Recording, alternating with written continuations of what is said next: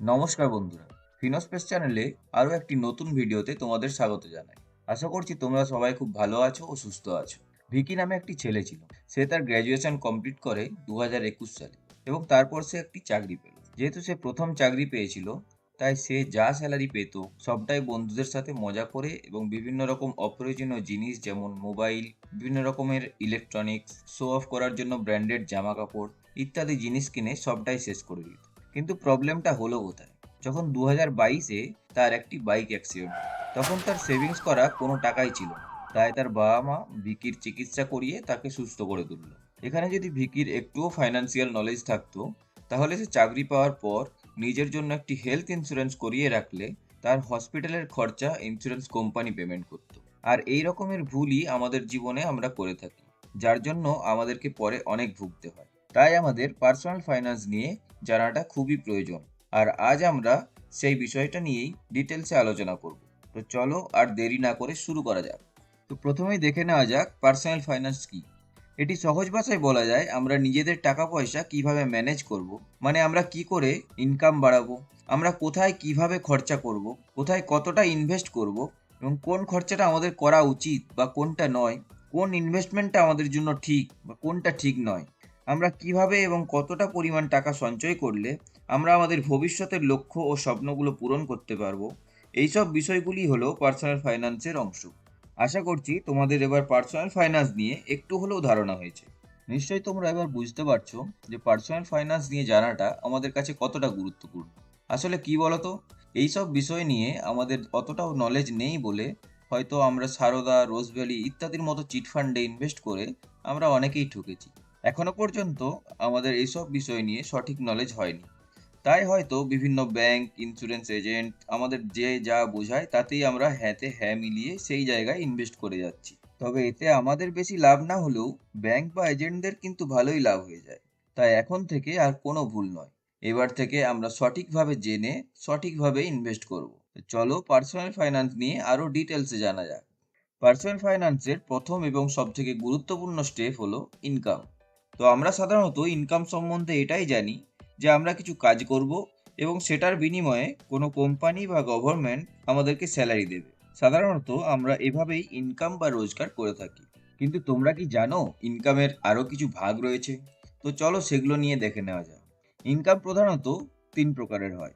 এক হচ্ছে active income, দুই প্যাসিভ ইনকাম এবং তিন পোর্টফোলিও ইনকাম। তো সহজ ভাষায় বলা যায় আমরা নিজেরা ইনভলভ থেকে ও প্রতিনিয়ত কিছুটা সময় দিয়ে যেসব কাজ করি এবং সেখান থেকে যেভাবে টাকা ইনকাম করি সেই ইনকামকেই আমরা অ্যাক্টিভ ইনকাম বলে থাকি। যেমন ধরো চাকরি বা ছোট ব্যবসা। তাহলে এসো এবার একটু প্যাসিভ ইনকাম নিয়ে জানা যাক। আমরা খুব কম পরিশ্রম করে বা খুব কম সময় ব্যয় করে যে টাকা ইনকাম করি তাকে আমরা সাধারণত প্যাসিভ ইনকাম বলে থাকি। যেমন ধরো আমরা ইবুক লিখলাম এবং অনলাইন প্ল্যাটফর্মের মাধ্যমে সেল করলাম।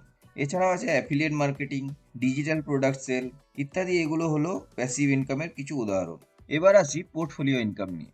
তো সহজ ভাষায় বলা যায় আমরা কোনো জায়গায় ইনভেস্ট করে সেখান থেকে যে ইনকামটা পাই সেটাকেই পোর্টফোলিও ইনকাম বলি। যেমন ধরো আমরা কোনো বাড়ি বা ফ্ল্যাট কিনে সেটি কাউকে রেন্টে দিয়ে যে ইনকামটা করি, বা স্টক মার্কেট, মিউচুয়াল ফান্ড, গোল্ডে ইনভেস্ট করে ক্যাপিটাল গেইন, ডিভিডেন্ড ইত্যাদির মাধ্যমে ইনকাম করি। এগুলো সবই পোর্টফোলিও ইনকামের মধ্যে পড়ে। এবার আমরা আলোচনা করব পার্সোনাল ফাইন্যান্সের খুবই গুরুত্বপূর্ণ একটি অংশ নিয়ে। সেটা হলো এক্সপেন্স বা খরচ।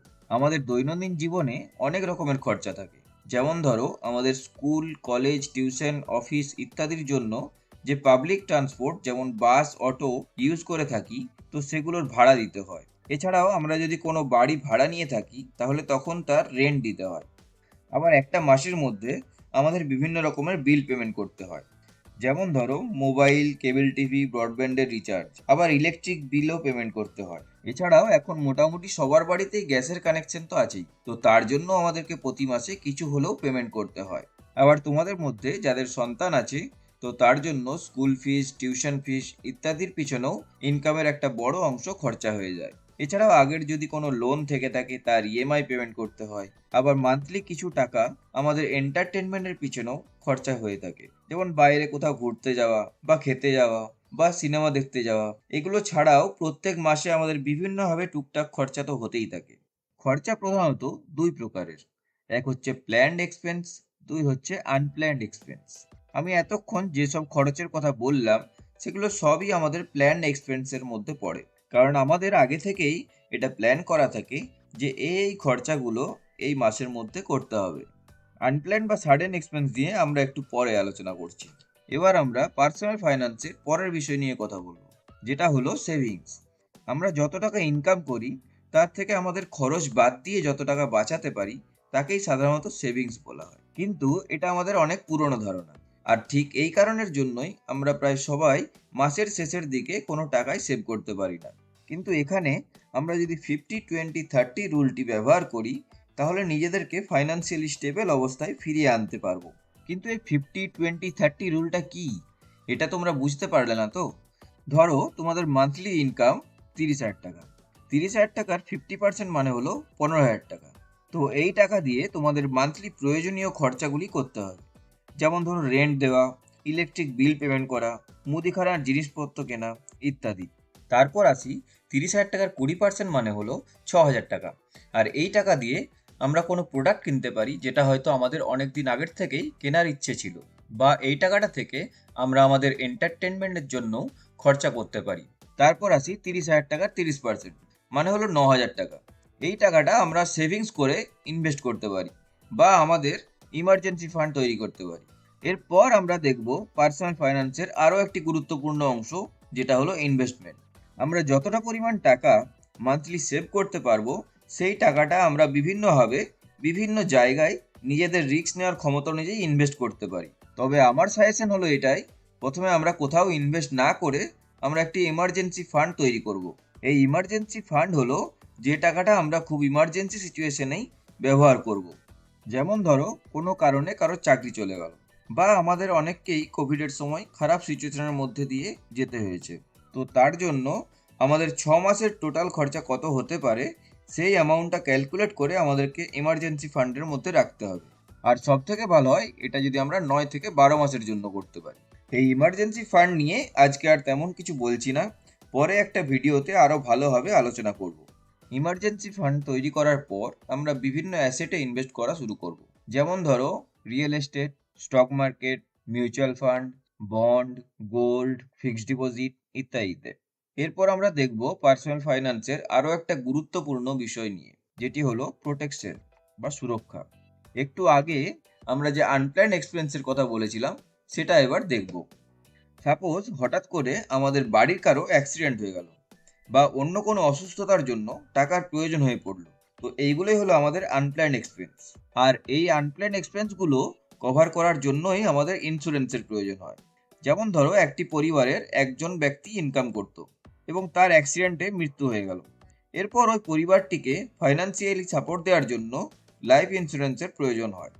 কিন্তু ধরো অ্যাক্সিডেন্ট হওয়া ব্যক্তিটি মারা গেল না, কিন্তু তাকে হসপিটালে অ্যাডমিট করতে হলো, এবং এই হসপিটালের খরচাটি কভার করার জন্যই হেলথ ইন্স্যুরেন্স বা মেডিক্লেমের প্রয়োজন হয়। আর এই হেলথ ইন্স্যুরেন্স বা মেডিক্লেম না থাকলে আমাদের সেভিংস থেকে বা এদিক ওদিক ধার করে অসুস্থ ব্যক্তির ট্রিটমেন্ট করাতে আমরা বাধ্য হই, আর আমরা এভাবেই নিজেদের সমস্ত সেভিংস হারিয়ে ফেলি। তারপর আমাদেরকে আবার নতুন করে সব কিছু শুরু করতে হয়। তাই হঠাৎ কোনো খরচা থেকে নিজেদেরকে প্রোটেক্ট করে রাখাটা খুবই প্রয়োজন। এবার আমরা দেখব পার্সোনাল ফাইন্যান্স সম্পর্কে ভালোভাবে জেনে রাখাটা আমাদের জন্য কেন গুরুত্বপূর্ণ। আমরা অনেকেই জানি যে পার্সোনাল ফাইন্যান্স নিয়ে সঠিক নলেজ না থাকার জন্য প্রচুর মানুষ ঠকে যান।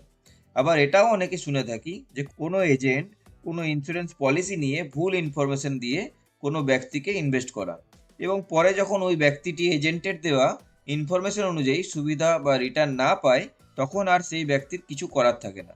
তাই আমাদের সাথেও যাতে এরকম না হয় তাই পার্সোনাল ফাইন্যান্স নিয়ে সঠিক নলেজ থাকাটা খুবই গুরুত্বপূর্ণ। এছাড়াও পার্সোনাল ফাইন্যান্স সম্পর্কে সঠিক নলেজ থাকলে আমরা টাকা পয়সা নিয়ে সঠিক সিদ্ধান্ত নিতে পারবো। কোথায় এবং কতটা টাকা ইনভেস্ট করলে আমাদের নিজেদের লাভ হবে সেটা ভালোভাবে বুঝতে পারবো। আমাদের ফ্যামিলি এবং নিজেদেরকে প্রোটেক্ট করতে পারবো, সঠিকভাবে বাজেট তৈরি করতে পারবো। কেউ কোনোভাবে আমাদেরকে বোকা বানাতে পারবে না। আমরা নির্দিষ্ট সময়ে আমাদের ভবিষ্যতের ইচ্ছেগুলোও পূরণ করতে পারবো। এইসব কারণের জন্যই পার্সোনাল ফাইন্যান্স সম্পর্কে সঠিক নলেজ থাকাটা খুবই প্রয়োজন। তো চলো ভিডিওটা আর বেশি বড় করছি না, আশা করছি তোমাদের পার্সোনাল ফাইন্যান্স নিয়ে অনেক ধারণা হয়ে গেছে। আর এই ভিডিও থেকে তোমাদের যদি একটুও হেল্প হয়ে থাকে তাহলে ভিডিওটি লাইক করে আমাকে মোটিভেট করতে পারো, যাতে তোমাদের জন্য ফাইন্যান্স রিলেটেড আরও ভালো কন্টেন্ট নিয়ে আসতে পারি। এবং তোমরা যদি কোনো মতামত দিতে চাও বা এই ভিডিওতে বলা কোনো বিষয় নিয়ে আরও ভালোভাবে জানতে চাও, তাহলে কমেন্ট করে জানাতে পারো। তো চলো ভিডিওটি এখানেই শেষ করছি। দেখা হচ্ছে পরের ভিডিওতে। ততক্ষণ পর্যন্ত সুস্থ থেকো ও ভালো থেকো।